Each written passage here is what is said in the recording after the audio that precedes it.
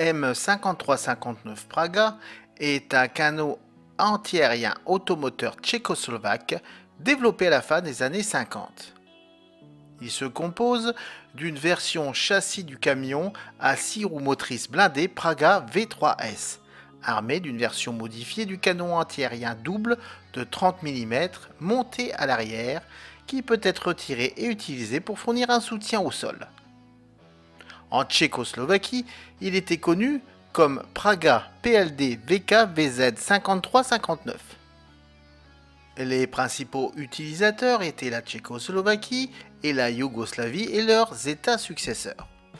Plusieurs centaines de véhicules ont également été exportés vers le Moyen-Orient. Le M5359 a été utilisé pendant plusieurs conflits au Moyen-Orient et a été activement utilisé contre les cibles terrestres dans les Balkans. De nos jours, les M5359 sont considérés comme obsolètes et seuls de petits nombres restent en service.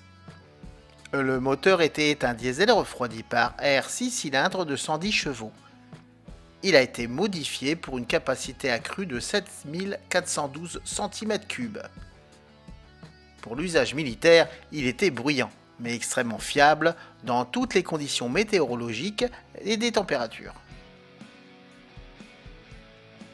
La charge utile reposait sur un ensemble de 8 roues grasses à 2 essieux doubles à l'arrière et aux essieux directionnels vers l'avant. La consommation était de 30 litres au 100 km, ce qui était correct pour l'époque et avec un réservoir de carburant de 120 litres.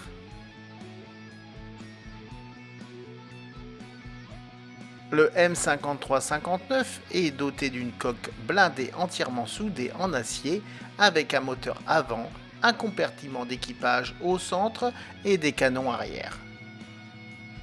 L'armure est inclinée pour fournir une protection contre les armes légères et les éclats d'obus sans augmenter le poids.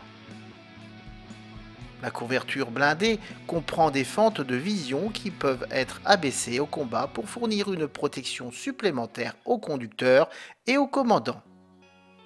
Tandis que les deux chargeurs assis à l'arrière du compartiment de l'équipage ont 2 fentes de vision arrière sur les portes latérales. Le commandant a également une coupole hémisphérique en plexiglas pour l'observation.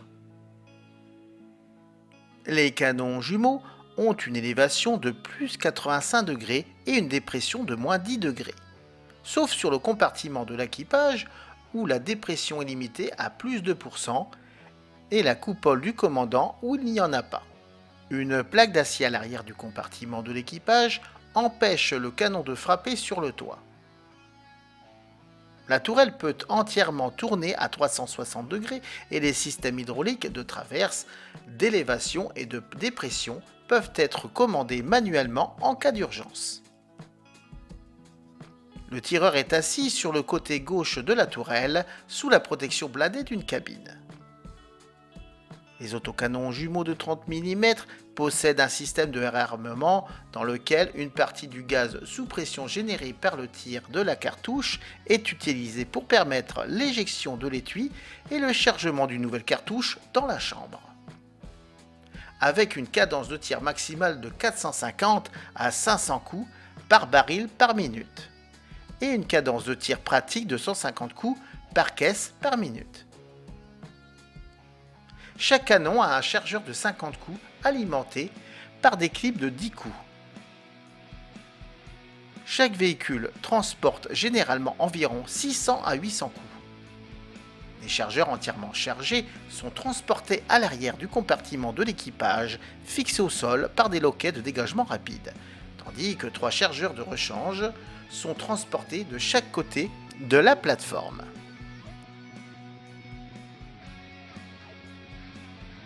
La portée horizontale maximale est de 9,7 km. La portée verticale maximale est de 6,3 km et la portée antiaérienne efficace est de 3 km. Les canons peuvent tirer des cartouches incendiaires perforants capables de pénétrer 55 mm à un angle de 0 degré sur une plage de 500 mètres et incendiaires explosifs. Sous le véhicule est rangé deux rampes et un treuil que l'équipage peut utiliser pour démonter le support de canon pour déployer le système dans le rôle de support au sol stabilisé par 4 vérins et le monter de nouveau sur le véhicule. Le système est dépourvu de guidage radar et d'équipement de vision nocturne, ce qui ne le rend efficace que pendant la journée dans de bonnes conditions météorologiques. D'autres inconvénients du M53-59 sont l'absence de système de protection NBC, aucune capacité amphibie et aucun système central de régulation de pression des pneus. À la fin des années 50 et 60, les soviétiques ont proposé le ZSU-57-2 SPAAG aux membres du pacte de Varsovie, tels que l'Allemagne de l'Est et la Pologne.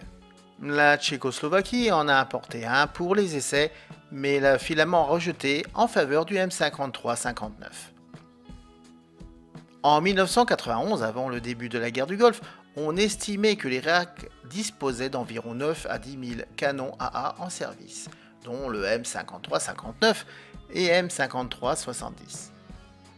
Au moins un M53-59 a été vu en 2012 dans la ville de Goma. Bien que son origine exacte soit inconnue, peut-être de Serbie, de Slovaquie ou de Libye, on sait que l'armée de la RDC, nouvellement reformée, était armée d'armes laissées par la première armée zaïroise.